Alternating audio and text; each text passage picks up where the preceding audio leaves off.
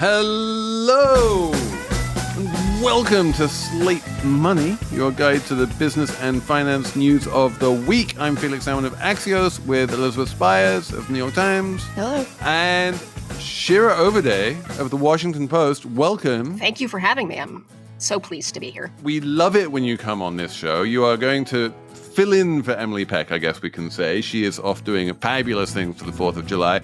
You are not the only fabulous guest we have on the show. We are also having a whole segment on the European election craziness, which will be elucidated by the one and only Thal Larsen of Breaking Views. But that's not all we have lined up. We're going to talk about Chipotle, which has variation in its burrito sizes. People, this is a big deal. And we are going to talk about Warren Buffett, of course, because this is my show, and I need to talk about Warren Buffett and how the hell is he giving $100 billion to absolutely nothing in particular, and how is that going to work, and tax evasion and tax avoidance and all the rest of it. We have a Slate Plus segment on Saks and Nieman Marcus and Amazon and Salesforce. It's a meaty and fun one this week, so it's all coming up on Slate Money.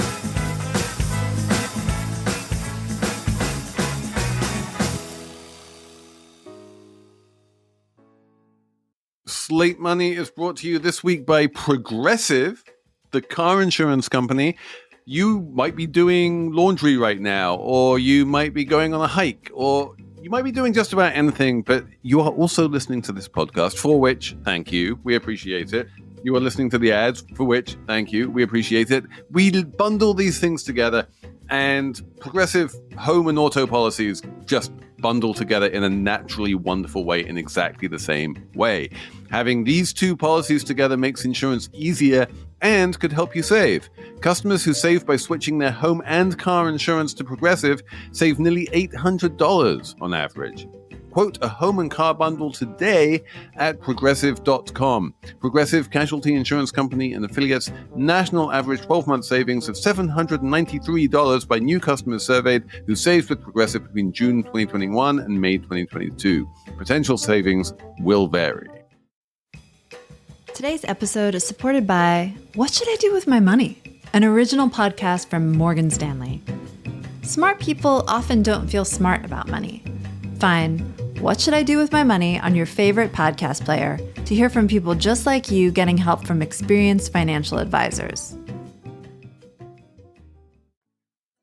Okay, so let's kick off here with election stuff, because I stayed up on Thursday night, not quite as late as the Brits, because I had a 5-hour advantage on the Brits. I stayed up on Thursday night to watch what I'm just going to come out and say is the weirdest election of my lifetime. It was so odd. And the big headline here is we have a landslide Labour victory with a massive majority. And then the minute you go behind the headline, everything starts looking very weird. And I don't understand any of it. And there's also a massive election coming up tomorrow on Sunday in France.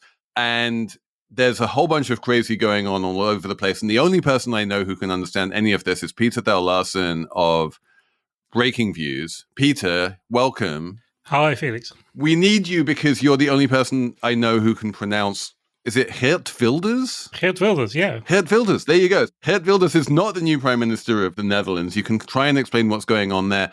But can you just give us the very big picture here? I feel like the story in your home country of the Netherlands is this big move to the right. The story in France is a big move to the right. The story in the UK is that a party that didn't exist or barely existed 5 weeks ago, this party called Reform, wound up with 4 million votes and is the third largest vote getter in the country. And that for all that there's a Labour majority, Labour actually got fewer votes than it did under Jeremy Corbyn in 2019 because the turnout was so low and people didn't seem to love anyone in this election. So is the UK really not maybe the sort of counterexample that people think it is? Yeah, that's a good question. I mean, I think basically what's happened in the UK first and foremost is an emphatic rejection of the previous government, which has been in power in various guises for 14 years, which did Brexit, which has then presided over the sort of chaotic aftermath of Brexit, and gave us 5 prime ministers in the space of 8 years. And so really what's happened is voters have rejected that, and they did that in part by voting for Labour, in part by voting for this party reform that you mentioned, part by voting for the Liberal Democrats, who are the sort of perennial third wheel of British politics, who now have 60 seats, which is just unthinkable in recent history. And they also did it by not voting for anyone, by staying at home, because as you said, the turnout was much lower than, I think 52% or something, lower than it's been for many previous elections. So that's really what's happened. People have basically said, in one way or another, I've had enough of the Conservatives, and whatever I need to do to get rid of them, I'm going to get rid of them. And that's really what's happened.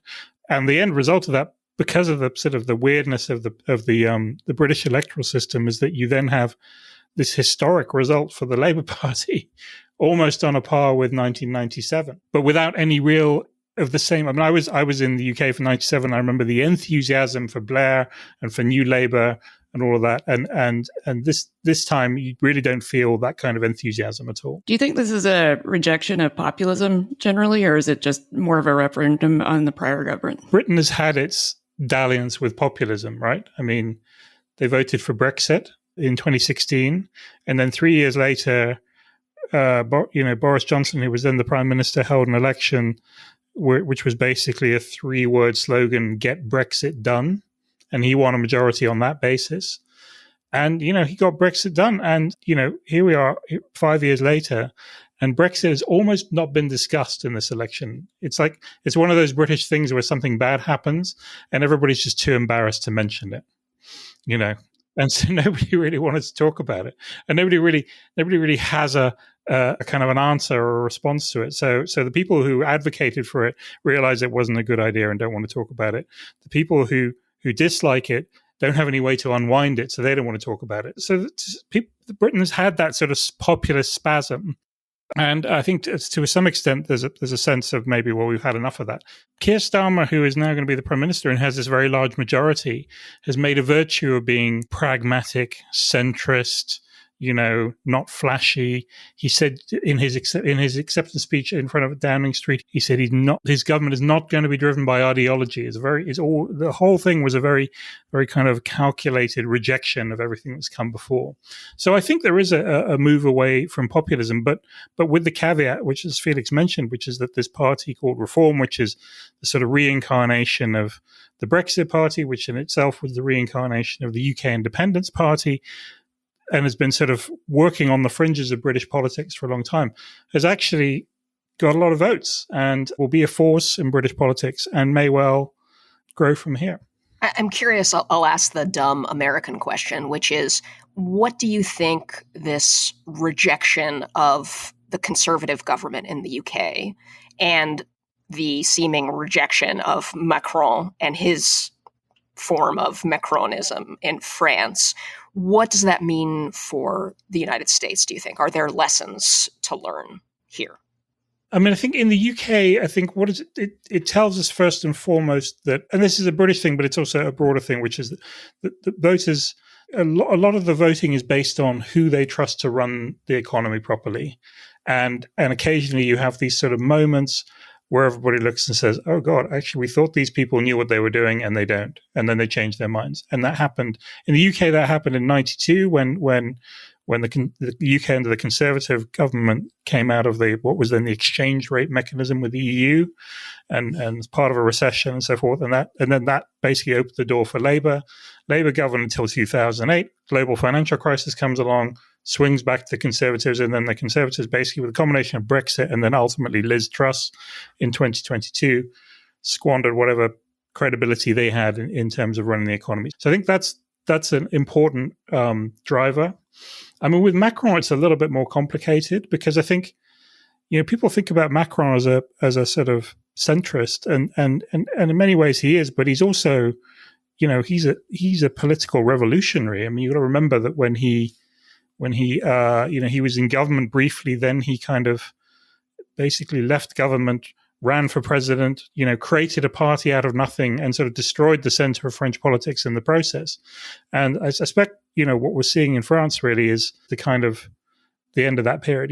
He's coming to the end of his second term as president, and so I think the question is sort of what's next, and it's not obvious in France.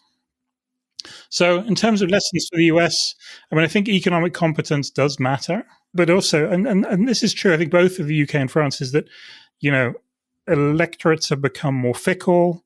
They switch allegiances. This idea of people voting with their parents and voting the same way their whole lives and stuff. I think that is gone. And so it all just feels a lot more volatile. Can you just talk a little bit about the right-wing parties, the National Rally in France, the Freedom Party in Holland, the AFD in Germany, Reform in the UK? I feel that they are now much more important than they ever used to be, in a way that the rest of politics hasn't really been able to come up with a way to deal with it. And this is a money podcast. Like, is this something that matters economically? Oh, definitely. Well, and I think all those parties, Reform is sort of an exception. And if we leave the UK out of it a little bit, then all the other parties you mentioned, and there are differences between them, and they all have different sort of like foibles and obsessions and stuff.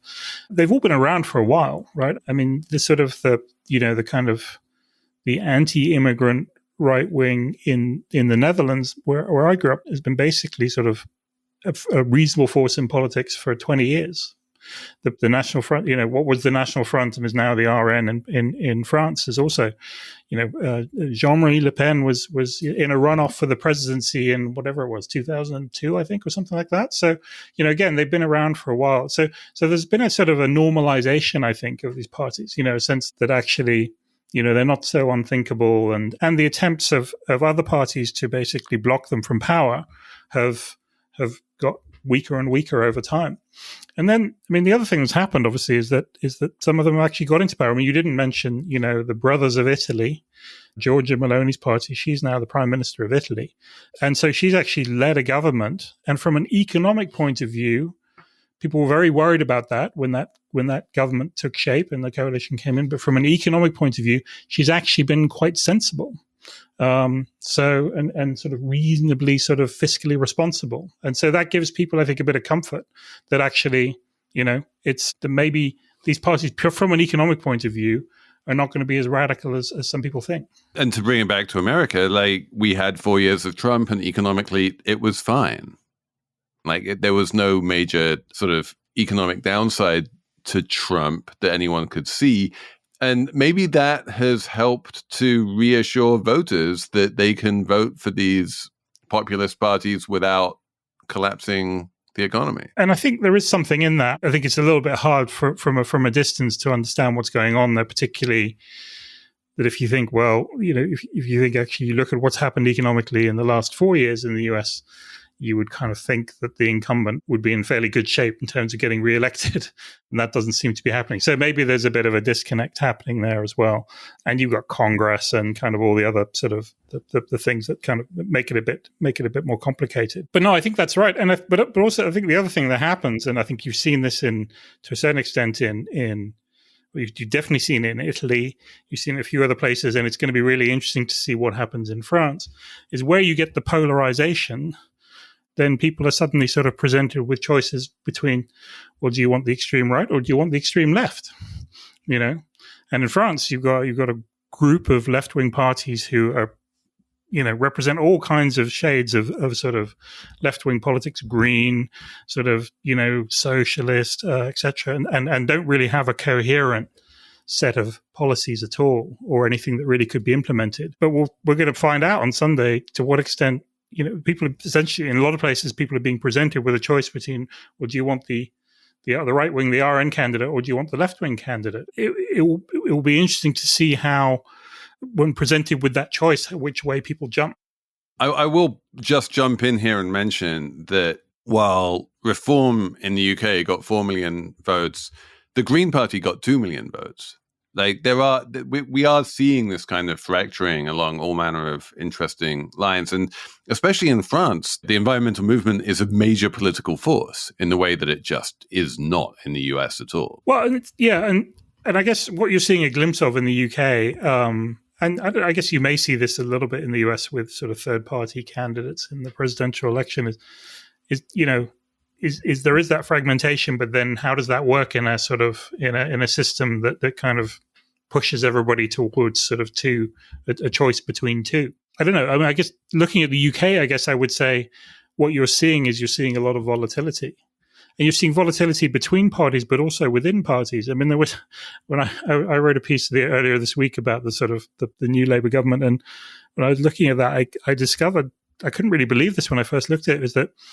Is that if Keir Starmer's won a majority for Labour, and if he serves a full term, which is 5 years, but you can call the election a little bit earlier. But if he survives until the next election, he will be the first British Prime Minister to do that in 20 years, win a majority and survive until the next election. So actually, even though you sort of have this two-party system and you go from Conservative to Labour and back again, there's actually huge volatility. Prime ministers being replaced left, right, and centre, people stepping down, other people coming in. So actually, it's not really been as stable as it might appear. Let me ask you, as a Dutchman, to explain a little bit what has happened in the Netherlands, because I think this is a really interesting. It provides a hint of an answer to that question you are asking of like what happens when you have a whole bunch of different parties. We have an answer. It's not a particularly clear or obvious answer, but like they finally, after how long did it take them to work out a government from the last election? You know, they cobbled something together. They did. I mean, this is the way Dutch politics has worked for a long time. I mean, Dutch politics is a pure proportional representation system, right? You know, you form a party. And if you get a certain number of votes, you get a seat in Parliament. And for every certain number of votes more than that, you get another seat. And so, you know, it's always coalitions, it's always groups. But even within that, there has been a greater fragmentation. So where it used to be 2 or 3 parties that would form a coalition, you know, now it's been sort of become 4 or even 5, and that has proved difficult. And until basically, you know, until this Labour government, there sort of had been various efforts to try and keep the sort of the extreme right, the Geert Wilders party, sort of out of coalitions. He was involved in one brief minority government, which he then helped to bring down. And so sort of since then, there's been a kind of an attempt to sort of avoid doing business with him. But he came out of this election as the largest party and so couldn't be avoided. But even then, putting a coalition together was difficult and involved him having to basically agree to not pursue some of the more radical stuff that he'd put in his manifestos, and actually ended up with him not even being in the cabinet.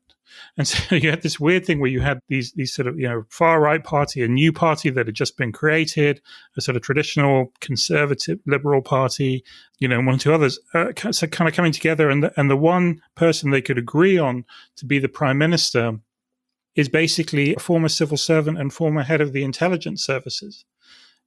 So, like, I mean, the most kind of like deep state technocratic person you could imagine is now the prime minister of the Netherlands, leading this coalition of all these sort of like, you know, sort of supposedly radical kind of like, you know, kind of outside the system parties.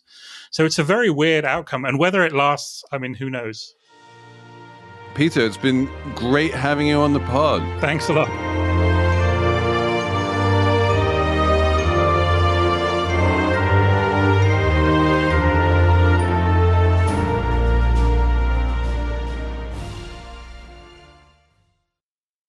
This episode of Slate Money is sponsored by the ASPCA Pet Health Insurance Program.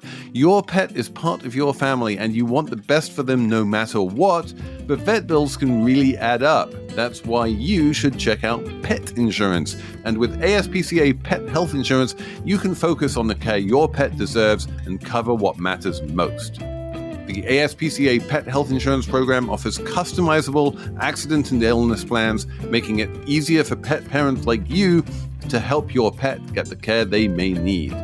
The ASPCA Pet Health Insurance Program has been around for over 18 years, and they've helped more than 600,000 pets during that time. They allow you to customize your plan, helping ensure that your pet's plan is as unique as they are, because vet bills can really add up, especially when you're least expecting it. It's simple. Use their app to submit a claim and you'll receive reimbursement for eligible vet bills directly into your bank account. To explore coverage, visit aspcapetinsurance.com/slatemoney. That's aspcapetinsurance.com/Slate Money. Again, that's aspcapetinsurance.com/Slate Money. This is a paid advertisement. Insurance is underwritten by either Independence American Insurance Company or United States Fire Insurance Company and produced by PTZ Insurance Agency Limited. The ASPCA is not an insurer and is not engaged in the business of insurance.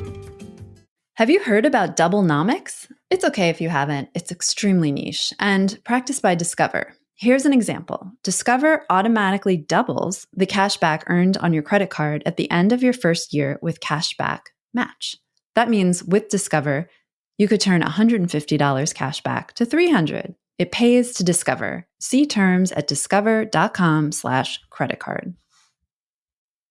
All right, guys, let's have some fun here. Elizabeth, Yes. tell me about Chipotle. So Chipotle has been under fire by the internet mostly. Customers accusing the company of shrinkflation, giving them smaller portions in their burrito bowls. And one analyst decided to figure out whether this was actually happening. And so he did it by ordering 75 burrito bowls from various locations in New York City. And he found that there are great discrepancies in what you get, or at least how much your burrito bowl weighs, based on whether you do it in person or online. And he sort of demonstrated that actually the disparities are higher if you're ordering online from Chipotle. So tell me the numbers here. You're saying that the discrepancies are big? Yeah, in person.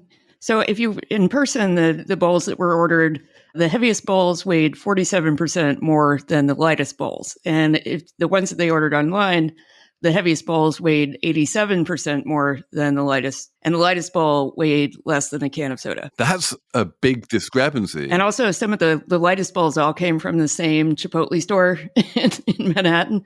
So they didn't name it, but one of them is shortchanging Chipotle customers.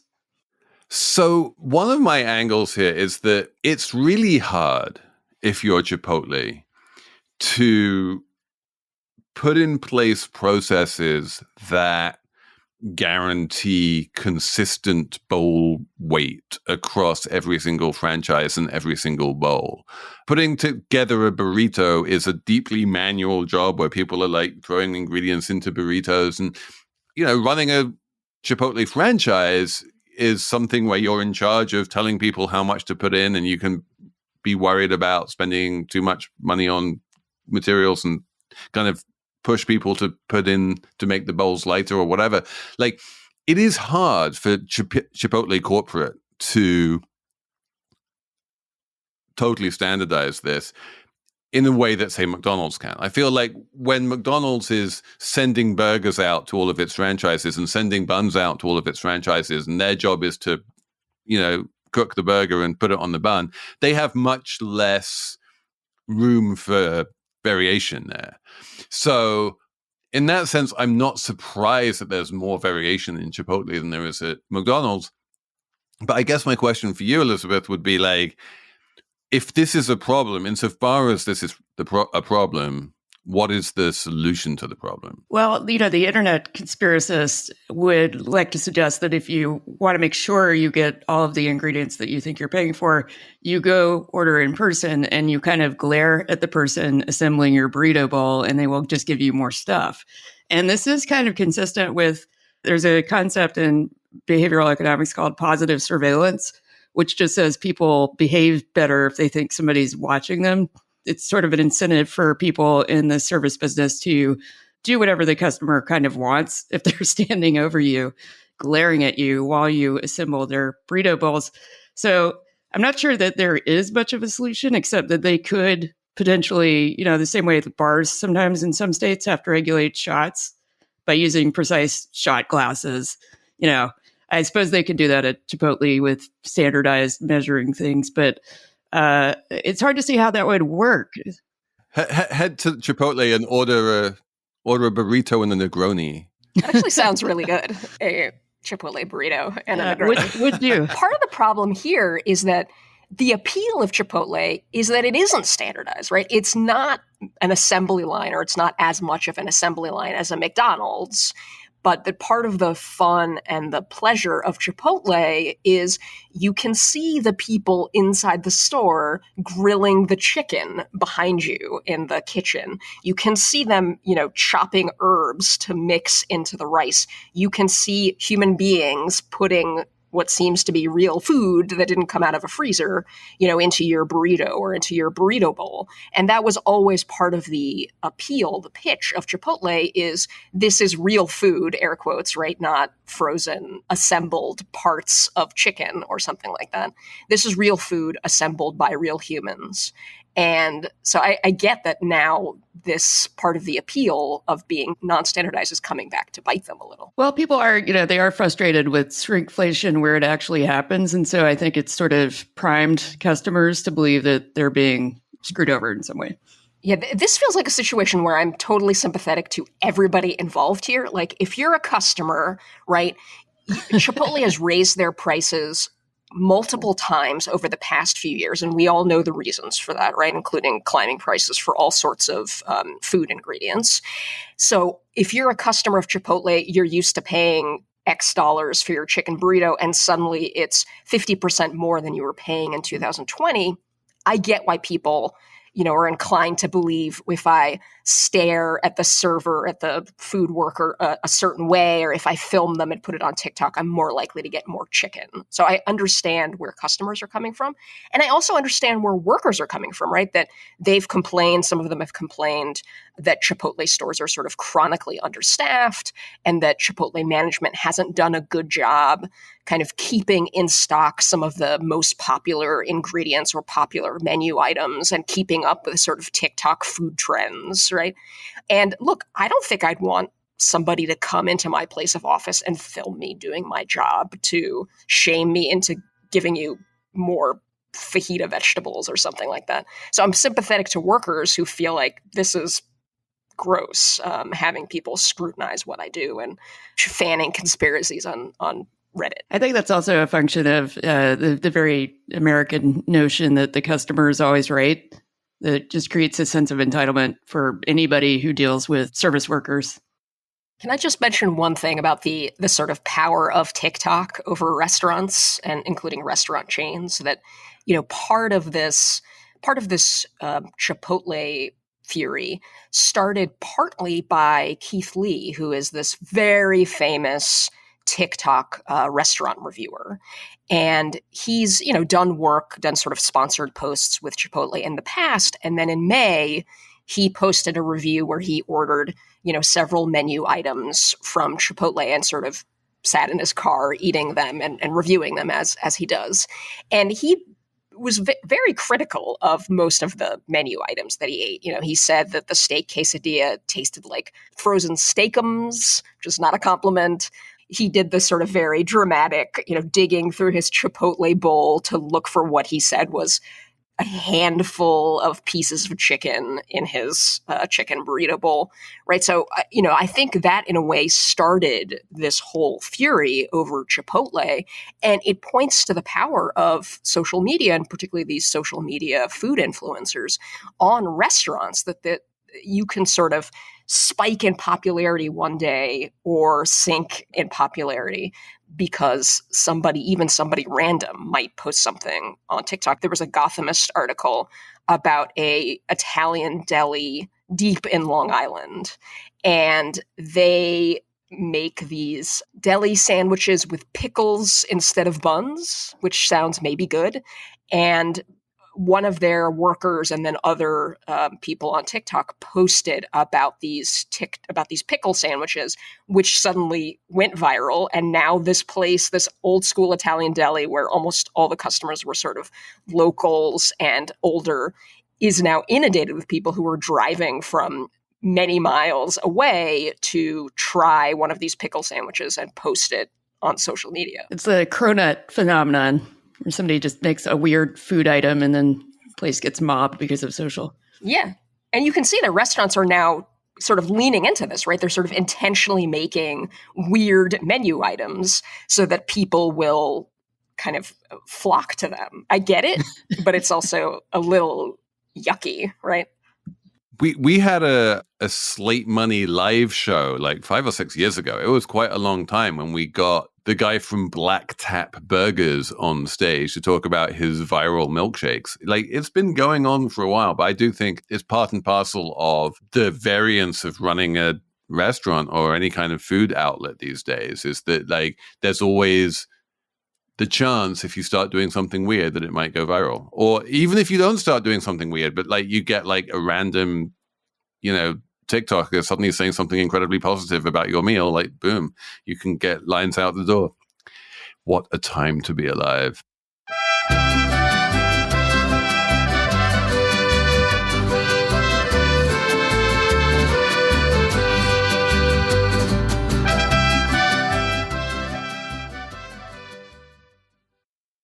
Shopify is the global commerce platform that Slate Money is sponsored this week by Shopify, where if you're selling a little or a lot, Shopify will help you do your thing.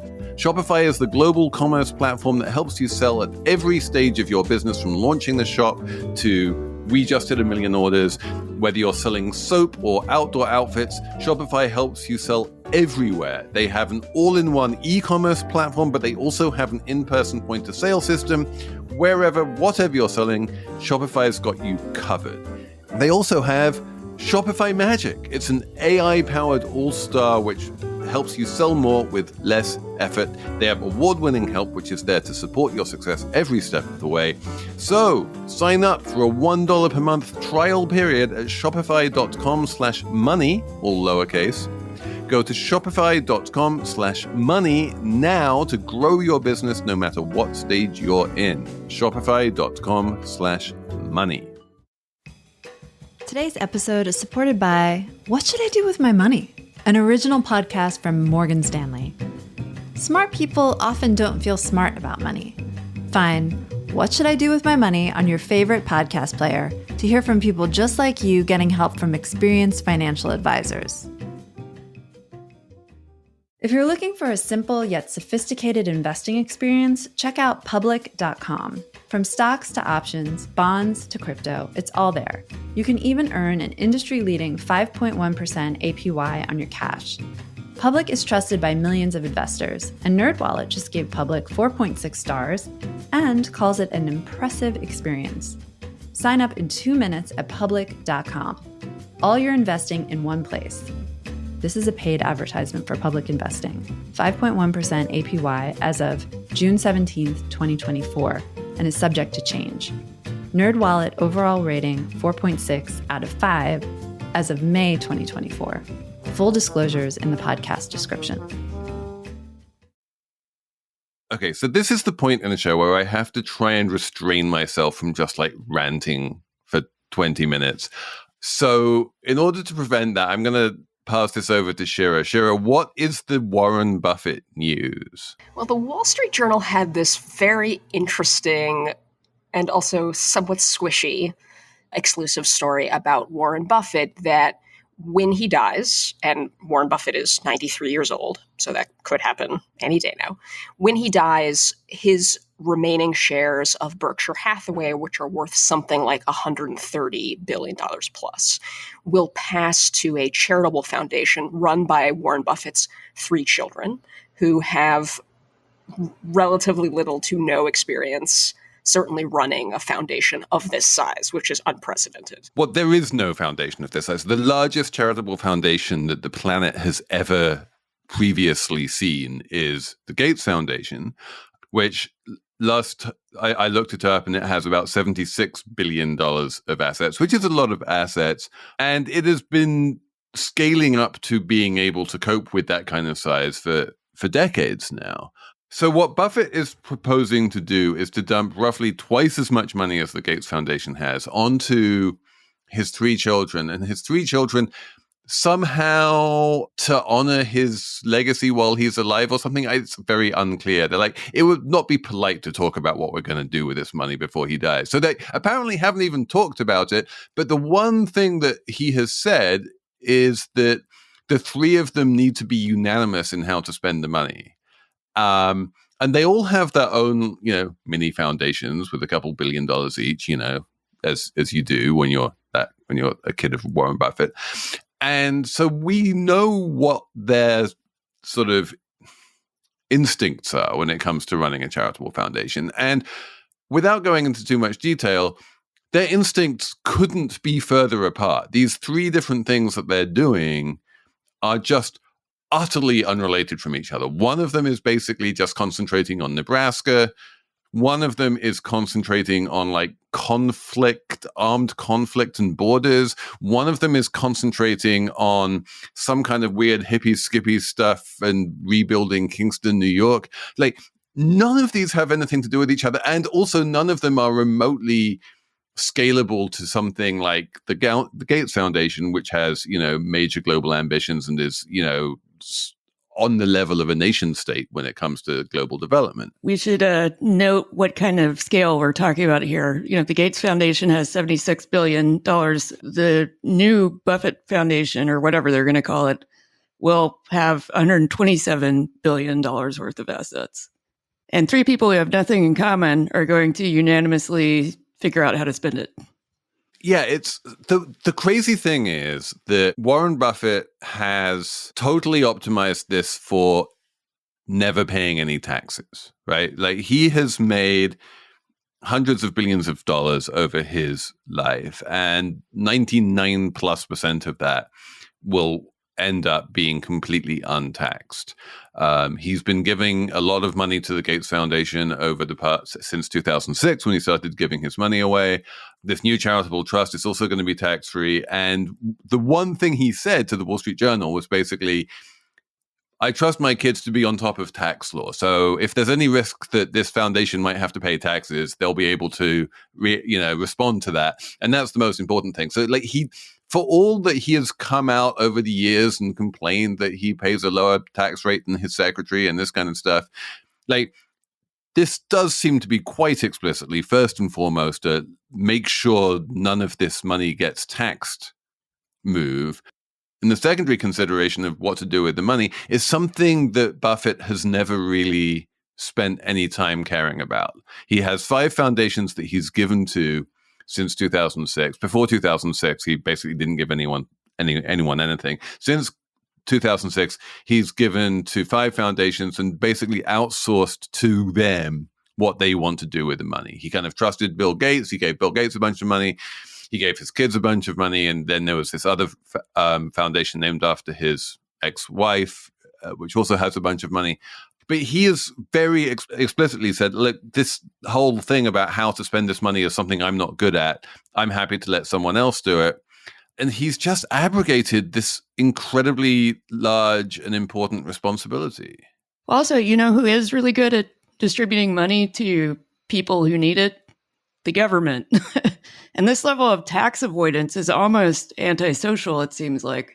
I would agree with that. I mean, I do think that, again, if you're thinking on the level of the Gates Foundation, which has really benefited from Warren Buffett's largesse over the years, they are very good at spending money in places where money is desperately needed. That is not the United States. If Warren Buffett wound up basically spending $50 billion in inheritance taxes to the U.S. government, then the U.S. government would spend that, as you say, on people who need it. There's a lot of entitlements and stuff, but it would go overwhelmingly to Americans. I can kind of see a case for saying that with this kind of a fortune, you want to benefit the world, but I don't think Warren Buffett has even thought that far. I think you're right. I think that he's just on some level very anti-paying taxes, and he's like, well, obviously the way to not pay taxes is to create a charitable trust, and then he just kind of stops thinking. It sort of sounds to me like your beef is with the U.S. tax code rather than with Warren Buffett, right? Yeah, I have been saying since at least the 10 years that Slate Money has been going, and probably for longer than that we should abolish the charitable tax deduction. I do not think that it helps things. And this is a prime example why. It is great to go off and do charitable things with your money, but let's go off and do charitable things with post-tax money, I don't think that like making it all pre-tax is particularly helpful. And just to your point about how are these 3 children of his going to manage a charitable foundation valued at $130 billion, this is not at all the same scale, but I'll point out that Mackenzie Scott, who's the ex-wife of Jeff Bezos, when they got divorced, she got, I don't remember the number, tens of billions of dollars of Amazon shares. And she basically spun up her own charitable organization from scratch and basically very quickly and without a lot of fanfare donated many billions of dollars kind of in large sums to charitable organizations. You know, she's been criticized for doing that with almost no transparency.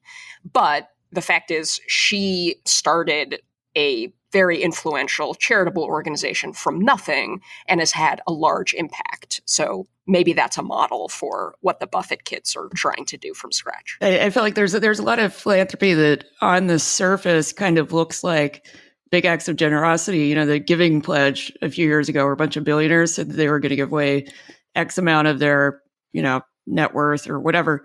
And then you sort of look at where they're putting it, and it's always into their own family foundation, things like that. So my beef is both with the tax code and with the billionaires who don't have to do that. And Mackenzie Scott kind of demonstrates that point. This is one of the really good things that Warren Buffett did. When he started giving his money away in 2006, he insisted that when he gave these multi-billion-dollar checks every year to the Gates Foundation, they couldn't just throw that money into the endowment. They had to spend it all that year. And this idea of getting money out the door and really spending it in areas where it's needed is something that he really understood, over the past 18 years with respect to his gifts to the Gates Foundation.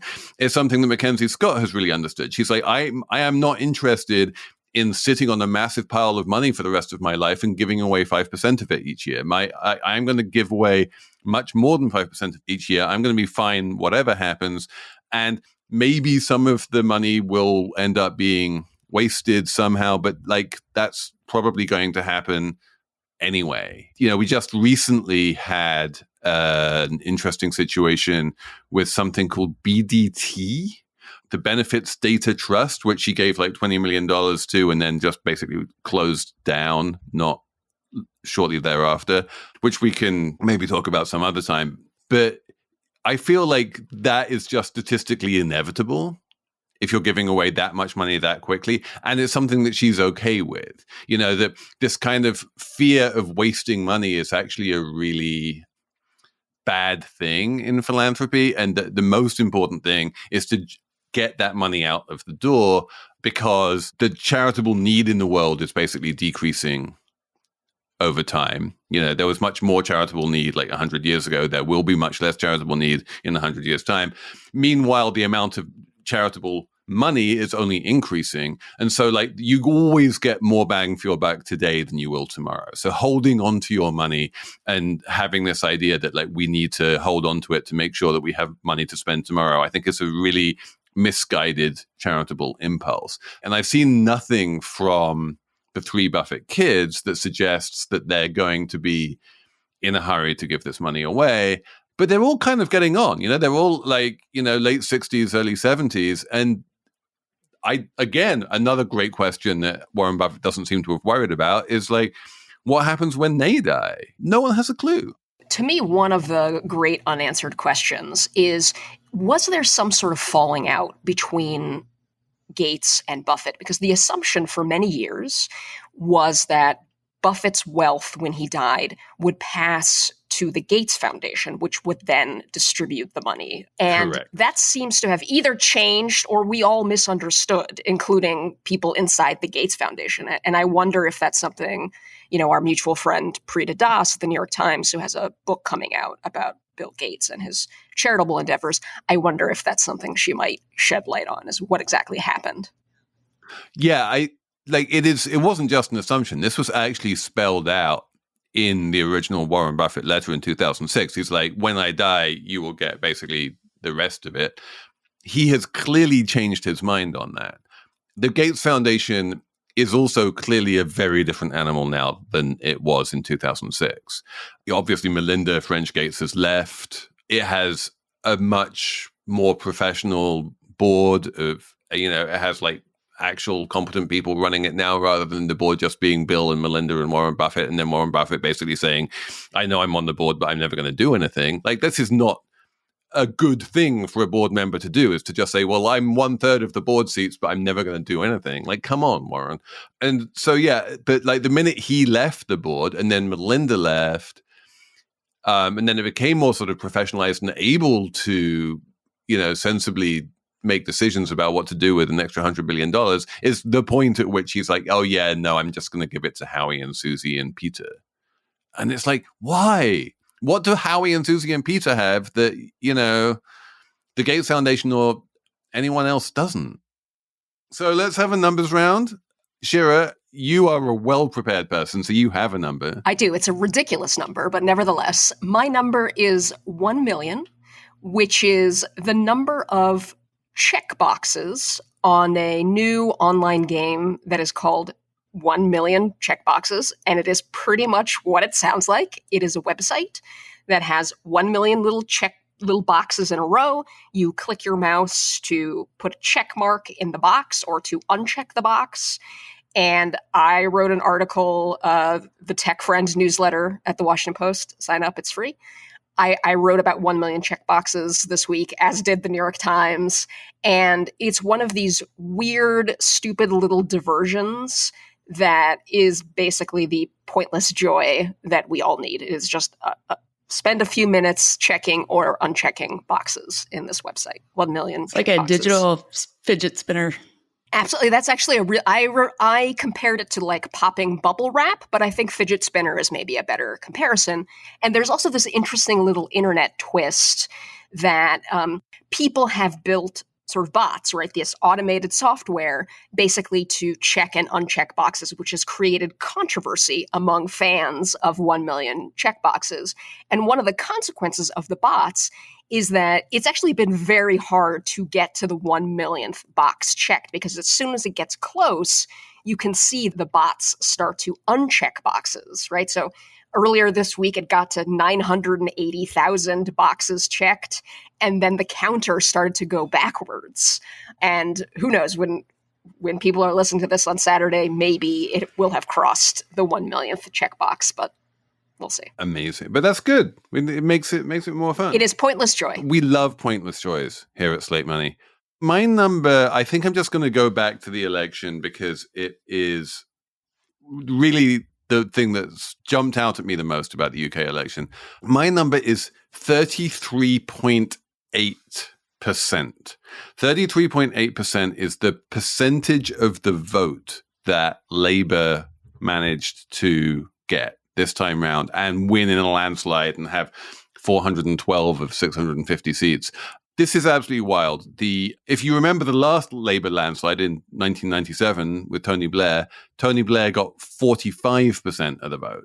And basically Labour got the same number of seats pretty much this time round with way less, with 34%. So that just gives you a good idea of the degree to which Labour has a majority but not a mandate. I mean, this sounds like presidential elections in the United States, right? Where voter turnout is low. I mean, thinking about 50% turnout in Britain actually sounds pretty good.